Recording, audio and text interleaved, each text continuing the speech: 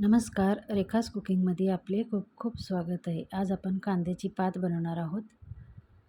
छान कवळी अशी कांद्याची पात होती, त्याला अशी बारीक चिरून घेतलेली. आता एक कढई ठेवलेली आहे.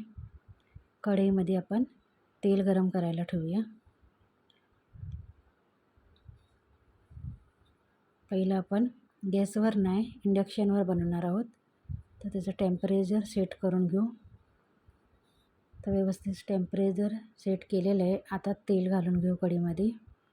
2 ते 3 पळी तेल घेतलेलं आहे. तेल छान गरम करून घ्यायचं आहे. तेल गरम झालं की नंतरच आपण त्याच्यात बाकीच्या वस्तू टाकणार आहे. आता त्याच्यामध्ये लसूण आणि हिरवी मिरची आहे, ती बारीक अशी क्रश करून घेतलेली. आता ती भाजून घ्यायची. छान असा लसूण लाल होईल ना तोपर्यंत भाजायचा, लालसर झाला पाहिजे, मग भाजीला छान चव येते. तर आता लसूण बघू शकता किती छान असा लालसर झालेला आहे. आता आपण कांद्याची पात 2 पाण्याने स्वच्छ धुवून घेतलेली, एका चाळणीत ठेवलेली आहे. छान अशी मिरची आणि लसूण भाजून झाला आहे. आता आपण कांद्याची पात टाकून घेऊ. छान बारीक चिरून घ्यायची. त्यातच मुगाची डाळ आहे, ती टाकून घेणार आहे.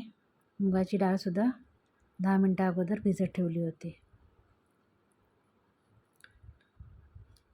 आता एकदा व्यवस्थित त्याला मिक्स करून घेऊ. छान व्यवस्थित मिक्स झालं. बस जास्त ढवळढवळ नाही करायची, फक्त थोड्या उशिराच मिक्स करून घ्यायचं. झालं आता मिक्स करून. आता त्याच्यावर आपण 2 मिनटासाठी झाकण ठेवायचं आहे.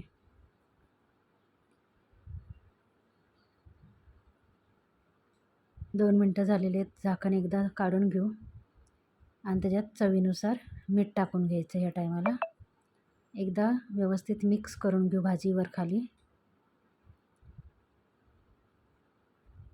डाळ आपल्या आवडीनुसार टाकू शकता. चण्याची डाळ टाकली तरी छान लागते, नाही टाकली तरी कांद्याची भाजी अशी सुद्धा चांगली लागते. आता त्याच्यावर चवीनुसार मीठ.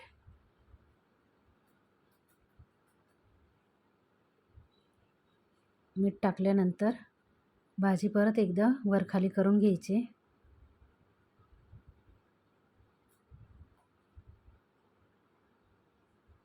आणि इंडक्शनवर खूपच लवकर भाज्या होतात, म्हणून आता आपण इंडक्शनचं टेम्परेचर कमी करून टाकू, म्हणजे डाळ पण शिजेल आणि कांद्याची पात थोडीशी शिजली गेली पाहिजे. तर सर्व मिक्स केले. आता परत त्याच्यावर झाकण ठेवणार आहे.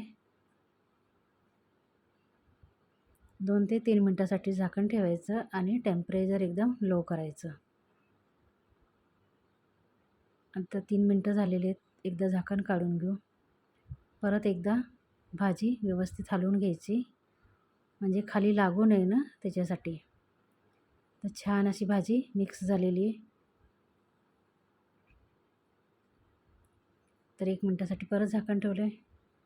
परत झाकण काढल्यानंतर बघू शकता भाजी आपली रेडी झाली, पण थोडंसं पाणी आहे भाजीमध्ये, ती थोडं सुकवून घेऊ आपण. तर जास्त नाही, फक्त थोडंसं पाणी आहे. तर कशी वाटली तुम्हाला कांद्याची पातीची भाजी? कांद्याची पात खायला खूप छान लागते कोरडी, पण थोडीशी भाजी करून खाल्ली तर थोडीशी वेगळीच चव येते. तर एकदा नक्की करून बघा. आणि व्हिडिओ आवडला असेल तर व्हिडिओला लाईक, शेअर आणि सबस्क्राईब केल्याशिवाय जाऊ नका. खूपच छान लागते भाकरीसोबत तर एक नंबरच. आणि मुगाची डाळ टाकल्यावर तर कांद्याच्या पातीची चवच खूप छान लागते. तर एकदा नक्की करून बघा. धन्यवाद.